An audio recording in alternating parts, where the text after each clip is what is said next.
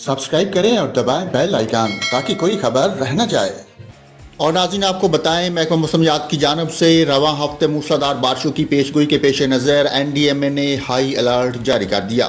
महकमा मौसमियात के मुताबिक 22 से 24 अगस्त के दौरान खैबर पख्तूनख्वा और पंजाब के मुख्तलिफ इलाकों में मजीद बारिशों का सिलसिला शुरू होगा।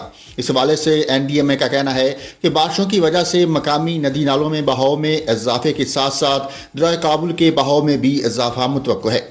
बहाव में इजाफे के बायस खैबर पख्तूनख्वा के मुख्तलिफ अजला एबटाबाद, पाराचनार, चारबाग, चारसदा, चित्राल, दीर, हरीपुर, हज़ारा में सैलाबी सूरत हाल मुतवक्का है। मालाकंड, मानसहरा, मर्दान, पिशावर और स्वाबी में सैलाबी सूरत हाल मुतवक्को है।